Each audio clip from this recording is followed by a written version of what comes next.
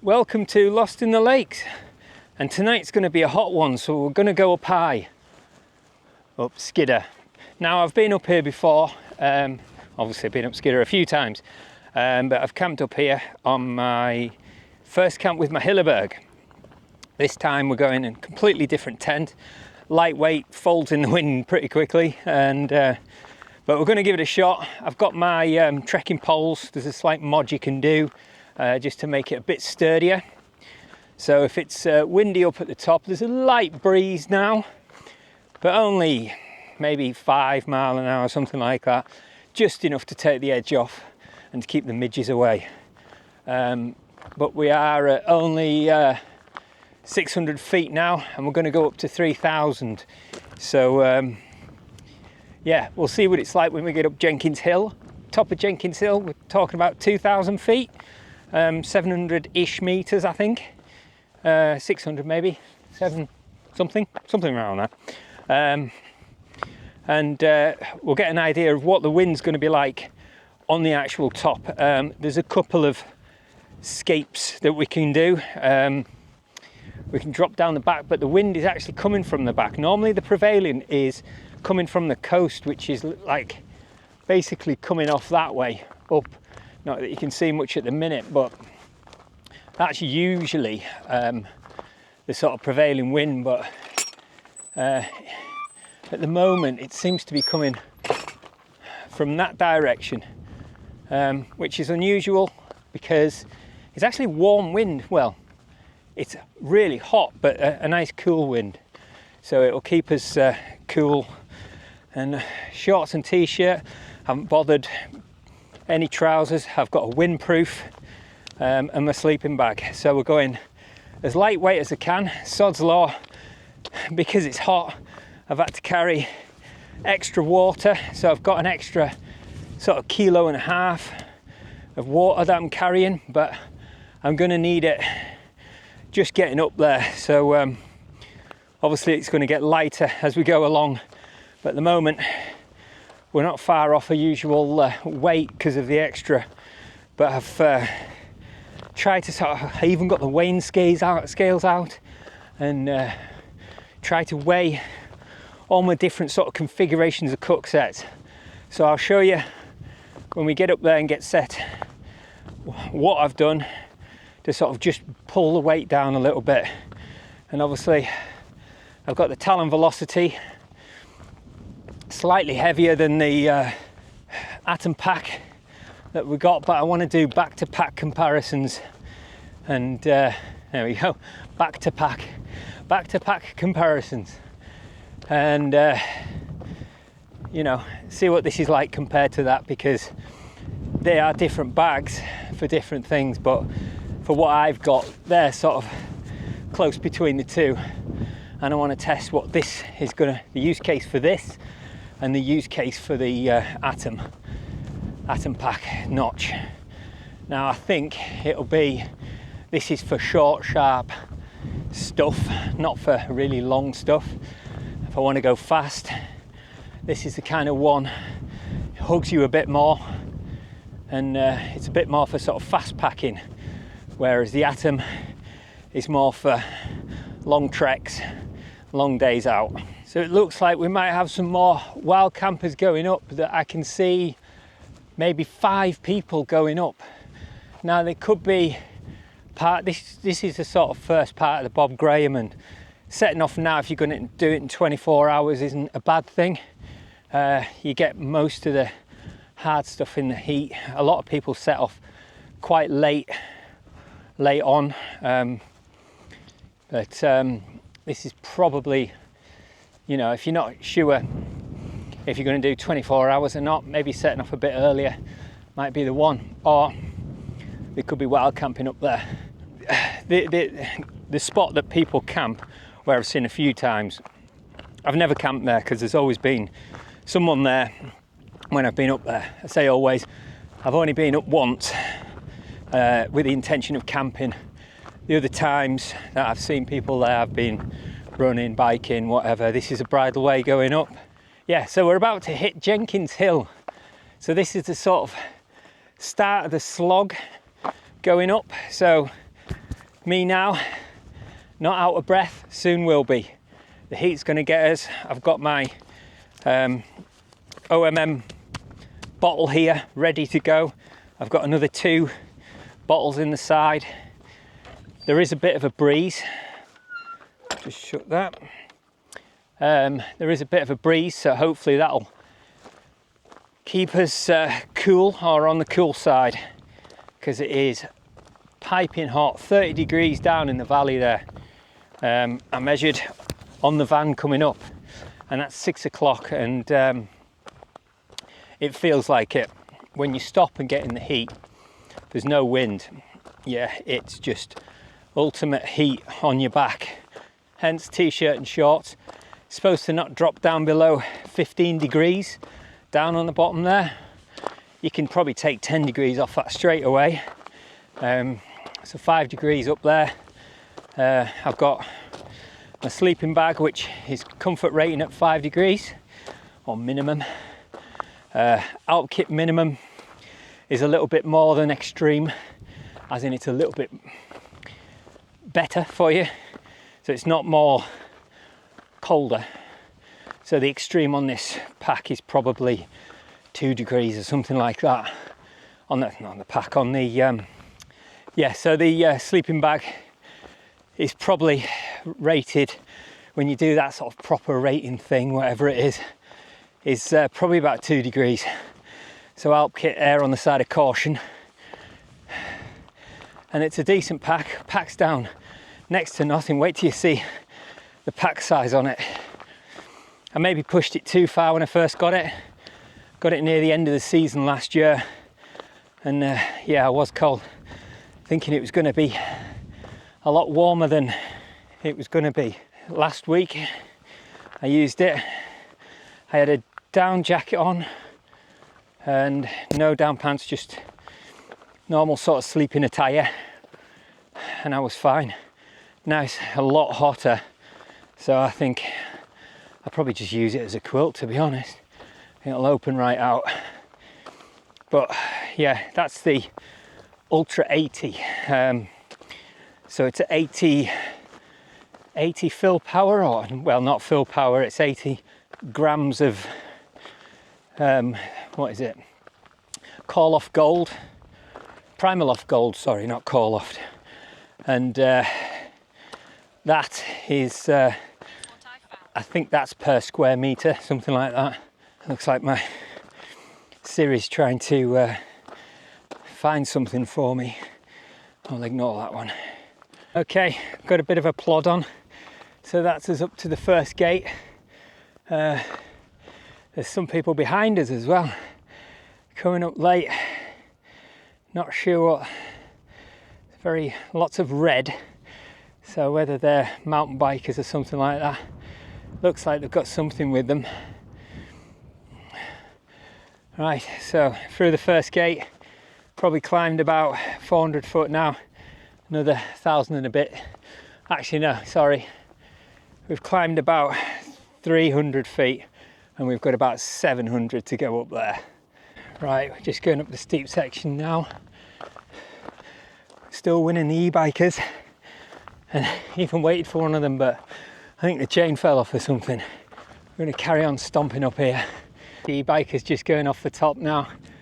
Managed to get quite far ahead of them, but I couldn't catch up when they passed. They were so quick. Oh. All the way up they got as well, without stopping. Pretty decent. And yeah, look at these views now. Oh, stunning, eh? Don't water and all the mountains. Hey. Right, I'll get up this last little bit and it'll start leveling off, and then we can take a break. Well, not take a break, but take a breather and enjoy the view. Right, still climbing, but it's leveled off now. So we're on the top of Jenkins Hill, around about 2,000 feet. That's where we stopped last week on King's House, quite prominent from up here. When you see it, Catpells is just slightly in the shadows.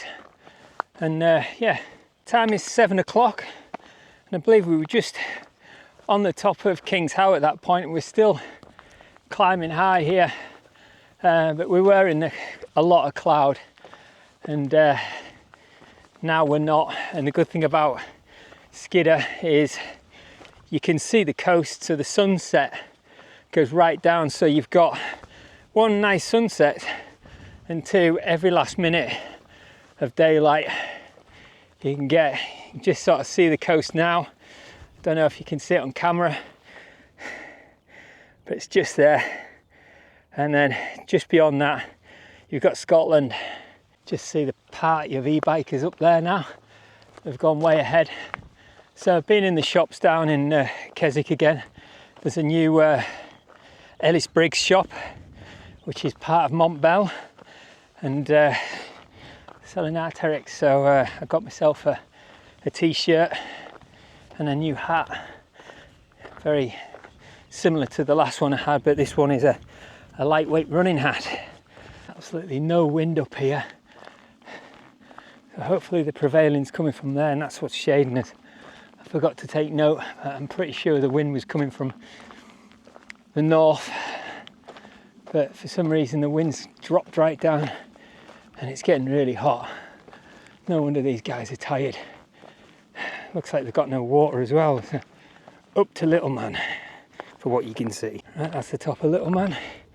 There's a little camping spot where we can stop, and let's go up to, well, Little Man. That was Lower Man. Neat little spot just off here, just down on that little section there, off the path. I've come over here because I can hear a helicopter, but I can't see it. It's in the fells somewhere. Yeah, this little spot here is probably all right for a one man. I wouldn't think there's anywhere else, but that's Calside. Camped on there before. You can start to hear the helicopter a bit better now. I'll just go down to this little point here, if you can see it, but it's about there. Just skirting the tops of the mountains there. Just going over Bath by the looks of it. It's coming up to Bath now. Bit of Whinlatter. You might see it just poking out of the, if I keep my camera down, you might see it round about there. Okay, coming up to the summit of Little Man. We should be able to see if there's anyone camping in the common camping place, and also everything else. Looks like there's no one there, so if we really want, I could come back down here and have a camp there, but my aim is to go up and over on the other side there. It's just a higher camp. I mean, I suppose I could camp here. This is all right, but again, it's just close to the path.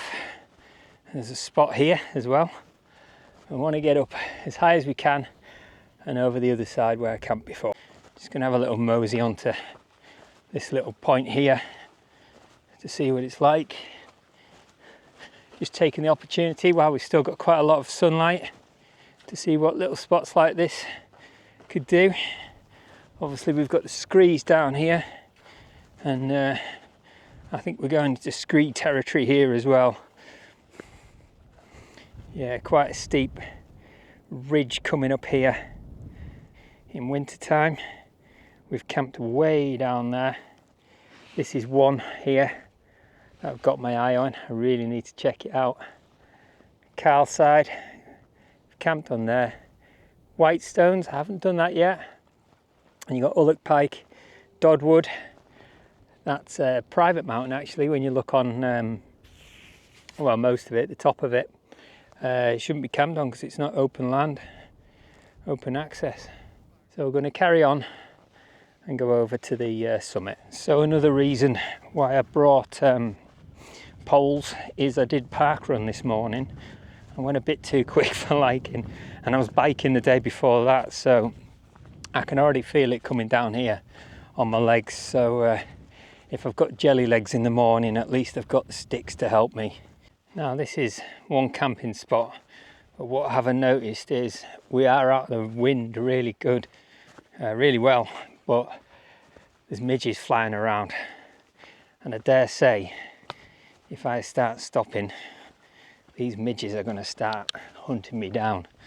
So I really do want a little bit of a breeze. This was the idea. Such a hot night. It's going to be still, where we at now, 7:30, and we're looking at still easy 20s, 25 degrees, and we've still got a lot of sunlight left as well. Sun's quite high in the sky, as you can see. I would say we've probably got another 3 hours of daylight. The sunset, I haven't checked the sunset. So the sunset is at 9:43. So we've got 7, 8, 9, at least 2 hours, and that's sunset down on the ground floor. So I reckon it's going to be 10 o'clock before the sun's setting up here. And you still have an hour of light really after sunset, especially when you're up here. Still a bit of water here. I'm quite surprised. Just there. I didn't bring any filters with me because I didn't think there'd be any water anywhere, but obviously it's been raining quite hard for the past week, so there is still quite a lot of water around. So we could probably do with a little bit of dryness, but the trouble is it's been all or nothing, and it's gone from muggy wet like it was last week, high rivers, and now it's scorching. Looks like the lads that passed up there, they decided to stay at Little Man. They're not going to bother doing Skiddaw, or whether they think that's Skiddaw or not. I didn't really have a chat with them that much. One of the guys had vertigo, so I just gave him a little bit of advice to sort of had a cap on. I said, just keep your cap down and look at the ground, and just stop and look at the view when you get to the top and sit down. So I kind of do that when I'm on the bike and I'm on some sort of sketchy terrain. Just look at the ground ahead and concentrate on that, and try not to look at any drops. Usually what they say on biking is you look where you're going, and if you start looking off down on the drops, you're going to veer towards it. I suppose that's the same with walking. If you start looking at something, you start veering towards it. I suppose again that's probably how people can get lost, looking at the views, not looking at the path where they're going, and you can wander off. I've done it myself countless times, wandering off the path, just chatting away, and suddenly you realise that you veered off. That's why it's good to bring a map and compass and stuff to help you navigate, GPS or something like that. So the wind has completely dropped, and there are still midges. Whether it changes overnight, I don't know, but we're going to get up a bit higher. Could be shaded from the wind, I'm not sure, but we'll obviously get up onto the top there and have a look.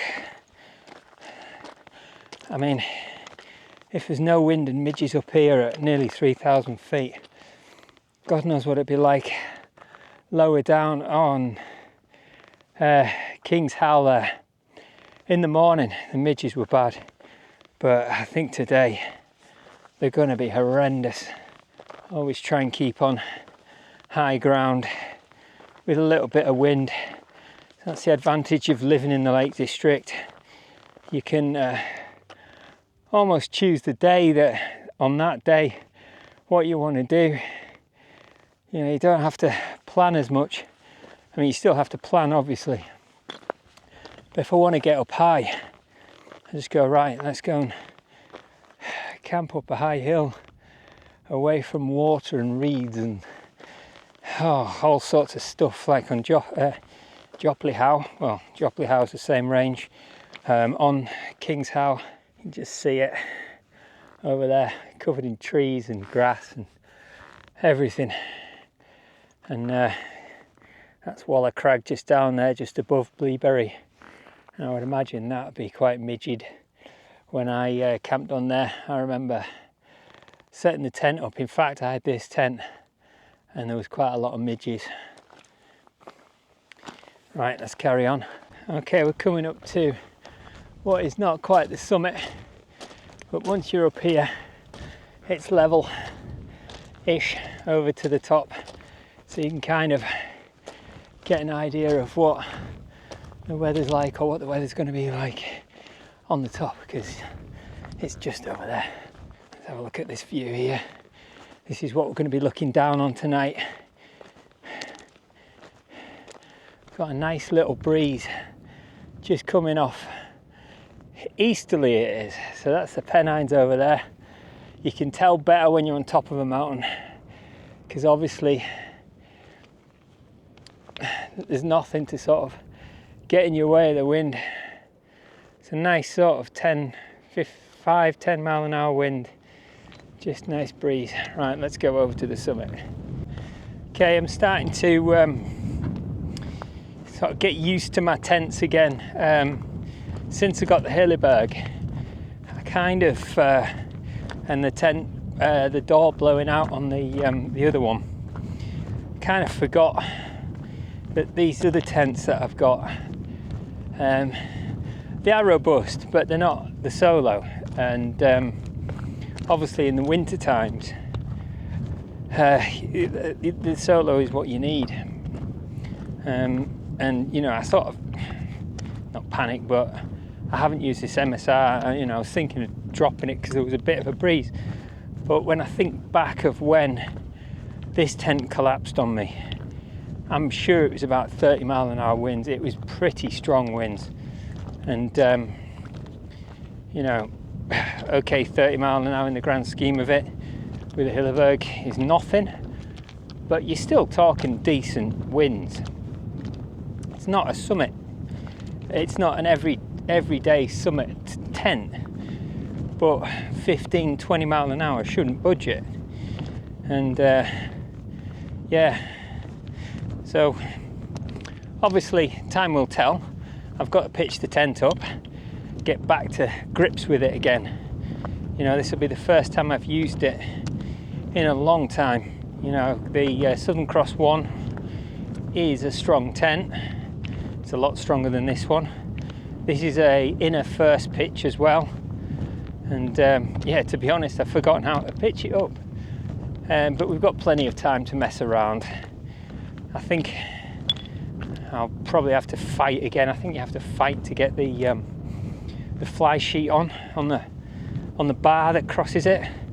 And if you've got a bit of a breeze, and because it's so lightweight, I think it's 20D, so it's 20 denier fly sheet.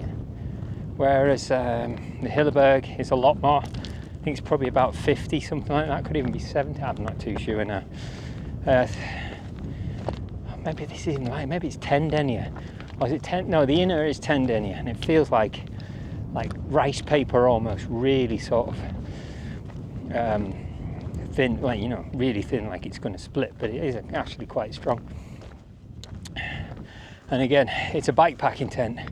It's designed for being on roads and, you know, probably campsites and stuff like that. So it's lightweight, and it's not really designed for what I'm doing. You know, a summit camp, a 3,000 foot high in the lakes camp. We're going to have a play with it. Like I say, I think Mountain Weather Information Services said in the morning it'd be gusting at 30 mile an hour on the tops. So 30 max, and now I think when I was camping last time it was probably 30 gusting a bit more when this thing kind of fell down on me as well. Plus I didn't have the mod with the sticks as well, which would actually keep it up in a lot stronger winds. We're going to drop down to that ledge, see what it's like. We've still got plenty of time, and if I'm not overly happy with that as a pitch, I'll drop back down and go on the col between Little Man and Skiddaw.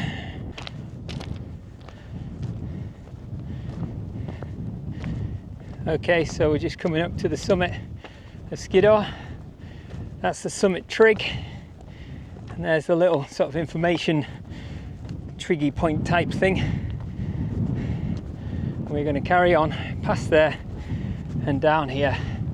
Should go down maybe about, I think it's around about 50 meters off to the left.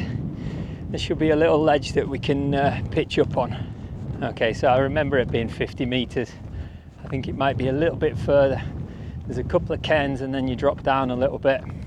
But we'll see what it's like when we get there. It was fine for the Skiddaw to pitch up there. This thing's roughly the same sort of footprint size.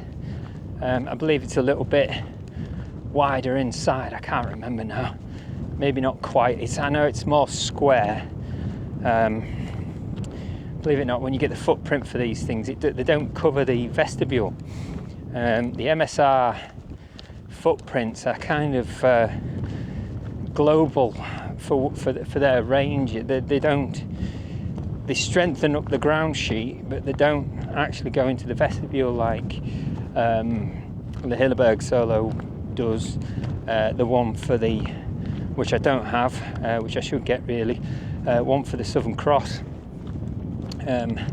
Just makes life a lot easier cooking and things like that, and yeah, saves you mucking up the grass as well.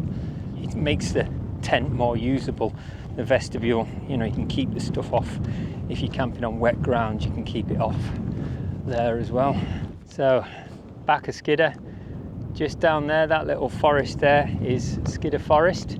Well, the whole place here used to be a plantation. But that is Skiddaw House just behind there. One little backdrop you could drop down to and camp on. So we're gonna go over here and we should be able to see where I camped. It doesn't look like there's anywhere you can camp, but to be honest, I think it's a little bit further down than I thought. The summit is just there, and I think it's just off to the left there, so I'll drop down and have a look. Yeah, looks like we've got a friendly MSR hubber guy down there actually, so we're gonna stay high.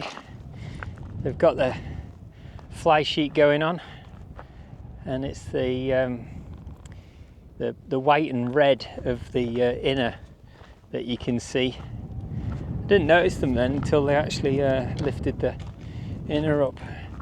And that sort of dark green does stand out, but yeah, they've got a nice pitch there, but I'm going to stay. I can just see now my little camping spot. I can see it just on the left there. I was thinking it was over here, but it's a bit lumpy, but there's a bit there that's a bit more level. It does show you though, the MSR hubber is quite a common tent. You can get a good price. The NX is quite a decent price as well, 200-300 quid. If you hunt around, you can get a good deal. The bike packing one's a little bit more, I think, because it's a bit more specific. You know, they're not selling as many. The NX is kind of another lightweight one, which isn't as costly. Right, we're here. See if we can find that little flat spot I found last time. Yeah, it's a bit of a camber. It's a bit off camber. I wonder if we drop down a bit further, see if we can find. Yeah, how did I sleep on this? It's my memory serves me wrong. I thought this was a nice level camp. Obviously with the Skiddaw you can pitch it anywhere around you want, so I was probably sleeping diagonally. But with this thing, I remember being off the path, not quite this far. I mean, we're getting a bit rocky now and it's just getting steeper. I'm going to go up and see if there's a little ledge up. Okay, this is looking too rocky. I must be getting very picky in my camping days now about where I'm camping. I don't like to slide down off the fell or off my sleeping mat, so I will get down a bit closer to these guys, but there's plenty of level spots further down. Yeah, I don't have to get anywhere near them. Right, we're going to go here. Not overly happy, because again, wind's picked up a bit, but I think them guys, because they're in a hubber, they're going to be facing that way. So I'll be looking at their backs, so I won't be in their way. Let me just get poles. Where are the pegs gone? Pegs are in here somewhere. Right, let me just straighten you out a bit. Oh, a bit of a walk. Okay, there's my pegs. And that's the tent there. So as you can see, it's quite small.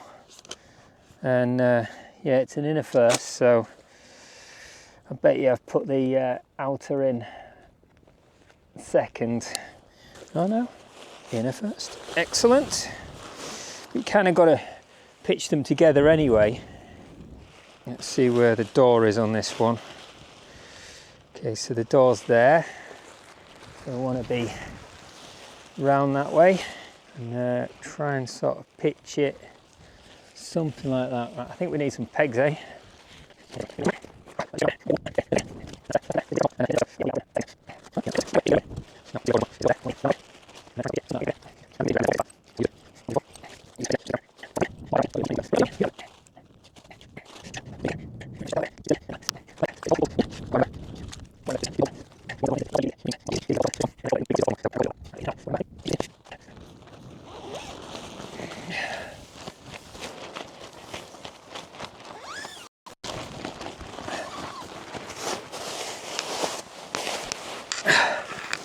I think that'll do. Get this tucked in this way, and yeah, so we're looking at the back of them guys, so they're looking out towards the same angle as me, but it's the back of their tent, so not too worried about intruding or being too close. These tents have got different sounds in them. The Hilleberg has a bit of a noise to it, you know, because it's got the top cap thing. This again, a different sound. Lots more pockets in here as well. I forgot how many sort of little drying ropes and things. Yeah, it's got lots of accessories. Yeah, it's a different way round. The door for my Southern Cross is over that way. Right, so here's the setup we've got. Here's all the water I've got. I've nearly now like 1.5 litres on that one. These are 800 each. And then for food tonight, we've gone back to the dry food just for convenience and lightweight. Adventure Nutrition. Last time I had one of these, I put way too much water in it, so we'll go easy on that. It's only 350 mils. I'll show you what I've done as well with the cook set. This one here is probably even less water. Can't remember, it doesn't actually say on the front. 150 millilitres, so food doesn't need too much water, but I've got all this water because obviously it's hot. Got the mugu, I've already attacked it. Melon I've gone for, it's lovely that. I've got a Snow Peak spork. I'm going to try and eat these with this, and I've also got a Snow Peak titanium cup 450, so that's for me cups of coffee or my coffee in the morning.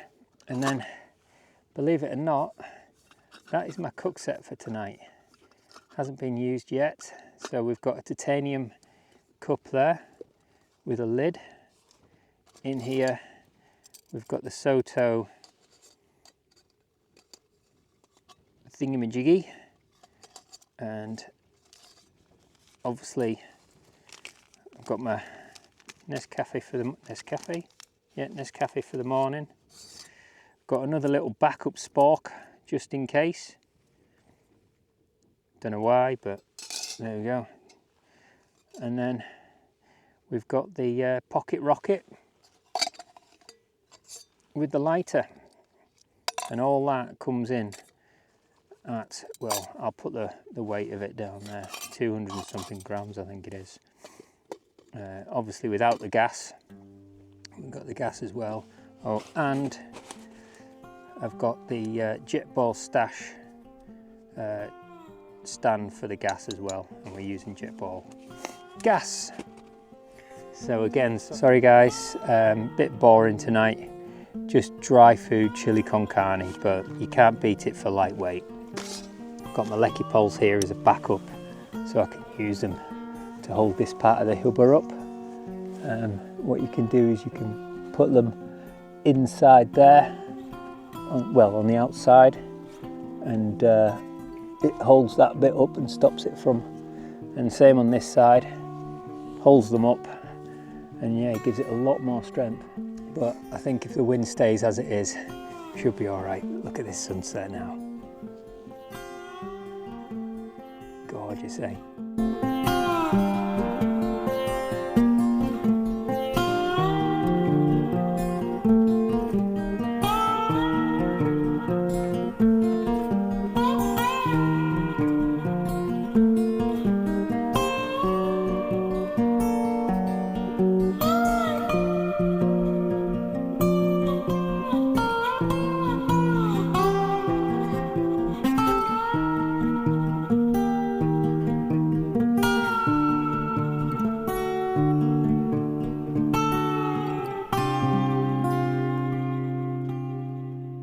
Well, good morning. Last night was, as you can tell, a little bit windy. Got pretty cold actually, and because I've only got shorts on and like a little windproof, I've purposely slept in a bit more, just because I say slept in. It's still 7 o'clock in the morning, but I just wanted the sun to come up a little bit, and it's a little bit warmer now. But yeah, let's have a look at the view outside, eh?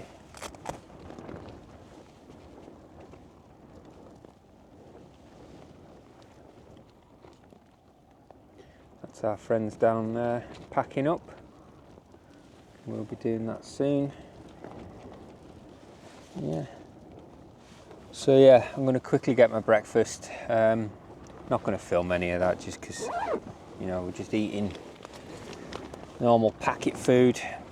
Nothing very interesting. So yeah, I'll get packed up and yeah, get this tent sorted. What I do like about this tent, what I've realised is there's quite a lot of headroom, and it's quite nice. You can sit up, it's quite high compared to the Southern Cross, and even the Hilleberg. For some reason it just feels a bit more roomy just on your head there, but yeah, it just feels like you've got a little bit more space. You can sit up and you know, move around a bit, get changed and stuff. Right, I'm going to get packed up. Right, so that's the backpack all packed. A little bit of space in the top there for the tent, and got my drone, not my drone, my camera battery, because we're about ready to change. Always make sure that I've got the 3 bags, poles, pegs, tent, and then I can check everything else, make sure everything is out, and then shoes on, and then we can get out.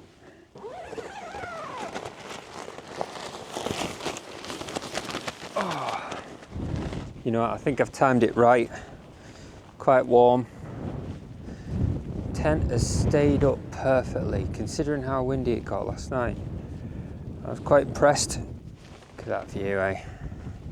Right, let's see if we can get this tent down in record time, eh?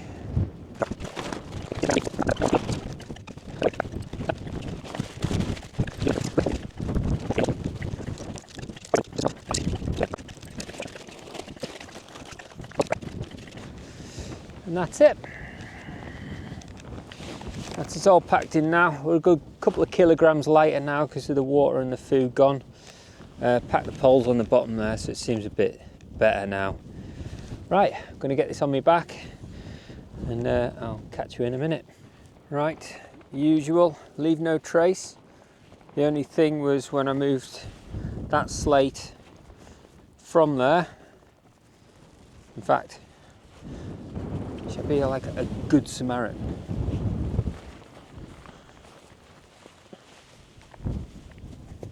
There we go. Even put the slate back. No trace at all. I'd love to carry on and go that way. I'm going to go back up to the top of Skiddaw. It's been fairly quiet on this side, it always is, but we're going to go back up there now. And in fact, we're not too far down from where I originally camped. I thought it was a bit further, but we're all right here. Well, there's one thing I am pleased of up Skiddaw, is considering the amount of people that come up here, there's hardly any rubbish. I picked up a basket for a pole, and there was someone's hat as well, but I kind of left that because I think someone might come back for that. But if it's still there on my way back, I knew I was going to come back this way, I'll pick it up, put it in my bag, and we'll take it down. If it's a good hat, I'll give it to a charity shop, something like that. Yeah, it's not my colour, pink, and I don't think it'll fit my little head either. Well, what's the verdict on that tent, eh? Well, it's stood solid. So I've got a new found love for it. Even in the wind last night, it was moving a little bit, but it must have been close to 20-30 mile an hour. Whether I got something wrong, whether I pitched it wrong last time, I don't know. I don't know why it was all twisted up the way it did, unless it was just really strong winds, and I just can't remember how bad the winds were. We'll give the MSR another go. A few videos back I was saying I'm going to get an Acto or an Enan, but I think we'll save that for another day. There's the summit cairn of Skiddaw.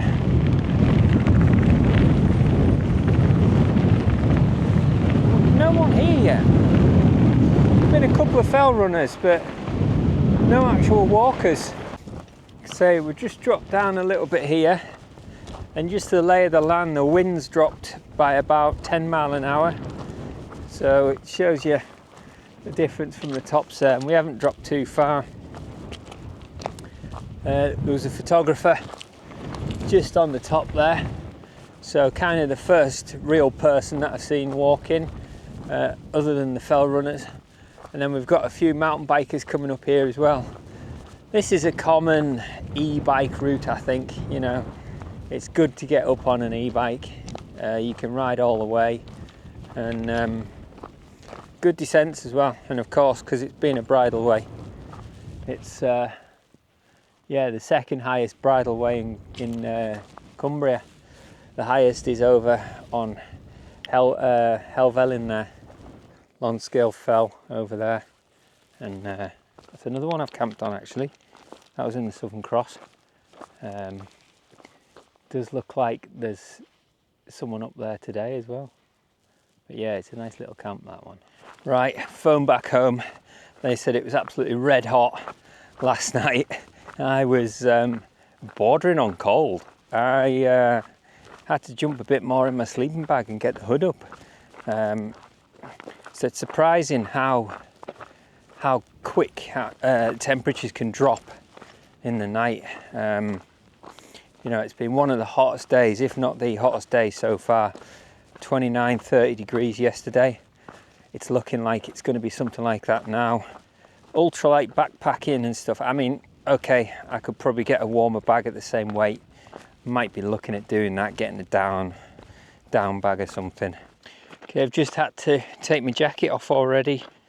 Considering up there, I was not worried, well, a little bit worried for the morning of how cold it was going to be, because I didn't pack any any trousers. So maybe that's a sort of a lesson to me, that even on hot days like this, I mean, it can change daily, so I could have been pretty cold coming down, so maybe need to pack some sort of lightweight windproof pants or something like that. I was actually thinking of what I could do, you know, to warm myself up in the morning. And I thought, well, I've got my windproof jacket. It's a decent size. I could stuff my sleeping bag around me and then put my jacket on. Even just wrap my sleeping bag around me and walk off with it. Sun's actually pretty high in the sky already, considering it's 8:30. Summertime is just the time of year to embrace. Gets you through the year, I think.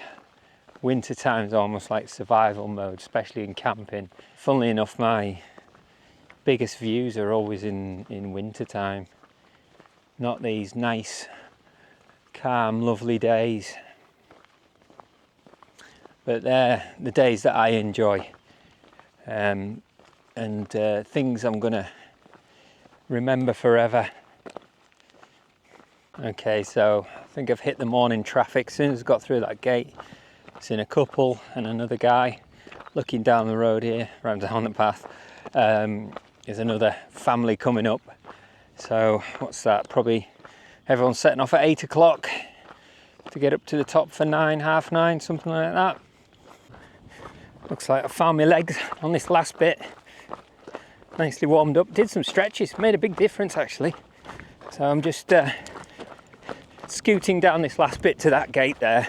Well, that was definitely a successful wild camp. Got newfound love for my MSR tent. Figured out what I've got for lightweightness, how light I can actually go with the gear that I've got. Obviously you can go a lot lighter than that, but yeah, quite happy with that. I might try this setup next week, but with the notch, the backpack of all backpacks, the Atom Pack, and we'll give that a go. Try it again, back to back pack reviews, and yeah, test it out and see what they're like. Anyway, this has been Lost in the Lakes, and we'll see you in the next one.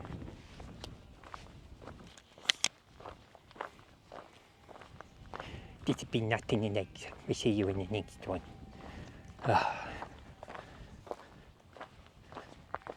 Gonna